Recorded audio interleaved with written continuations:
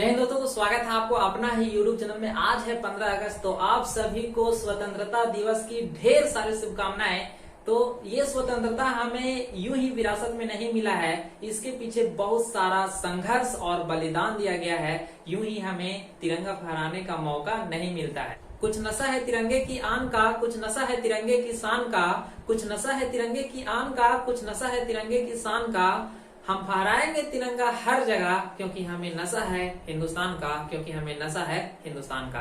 तो चलिए इस वीडियो को हम लोग स्टार्ट करते हैं। इस वीडियो में हम लोग आज जानेंगे स्वतंत्रता दिवस, संविधान दिवस और ये गणतंत्र दिवस के बारे में हम लोग मोर डिटेल एक्सप्लेन करने वाले हैं। तो चलिए वीडियो को हम लोग स्टार्ट करते हैं। तो सबसे पहले आपको पता होगा कि अंग्रेज सरकार जो था वो लगभग 250 वर्षों तक, यानी कि 250 वर्षों तक भारत पर, हमारे प्यारे देश भारत पर अपना शासन चलाया था। लेकिन फाइनली बहुत ज्यादा संघर्ष और बलिदान के बाद फाइनली हम लोगों ने 15 अगस्त 1947 ईस्वी को अंग्रेजों से आजादी प्राप्त कर ली थी, आजादी पा लिया था। हालांकि उस समय भी हमारे ऊपर पुर्तगालियों का और फ्रांस का कब्जा था। पुर्तगाली तो 1961 ईस्वी को सबसे लास्ट में गोवा को आजाद करके यहाँ से गए थे। लेकिन बात यहाँ ये आती है कि हम लोग तो अंग्रेजों से आजाद हो गए थे, लेकिन हम पर शासन किसका है या हम लोगों पर शासन कौन करेगा, भारत पर अपना शासन कौन करेगा,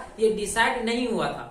अंग्रेज सब बोले कि हम भारत को फाइनली तब छोड़ेंगे जब भारत के पास अपना खुद का एक संविधान होगा।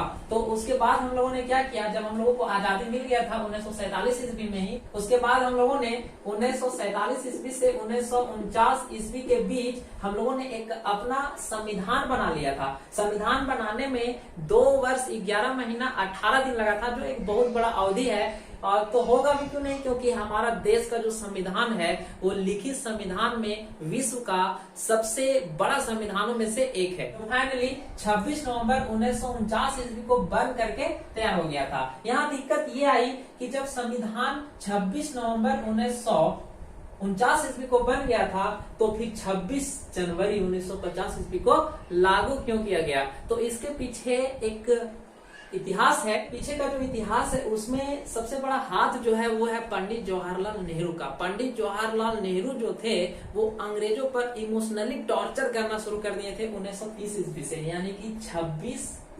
जनवरी 1930 ईस्वी से। उन्होंने क्या किया, 26 जनवरी 1930 ईस्वी को झंडा फहरा दिए और सभी भारतीयों को अपने पर अधीन घोषित कर दिया। यानी कि उन्होंने सभी से कहा कि आप खुद पर अधीन है, किसी का गुलाम नहीं है। जिससे क्या हो रहा था, अंग्रेज टॉर्चर हो रहे थे, अंग्रेज के जले पर नमक छिड़कने जैसा काम उन्होंने कर दिया था और सभी भारतीयों को अपने पर अधीन घोषित कर दिया था। तो इसीलिए 26 जनवरी को स्वाधीनता दिवस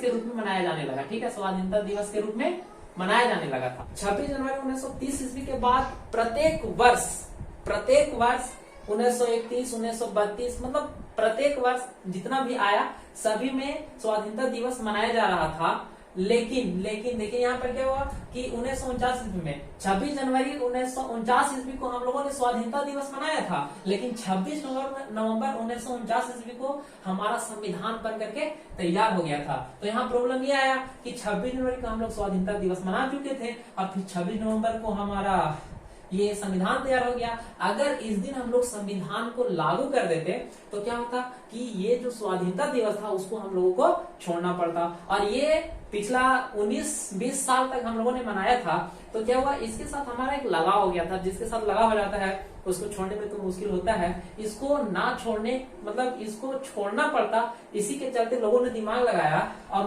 उन्होंने देखा कि अगर हम लोग 2 महीना रुक जाते हैं, ठीक है, 2 महीना अगर हम लोग रुक जाते हैं तो 26 नवंबर से 26 दिसंबर और 26 दिसंबर से 26 जनवरी हो जाएगा। यहाँ पर हम लोग 26 जनवरी को पहुंच जाएंगे, जिससे क्या होगा कि ये जो स्वाधीनता दिवस है अपने पर अधीन है वो हमारा कायम रह जाएगा।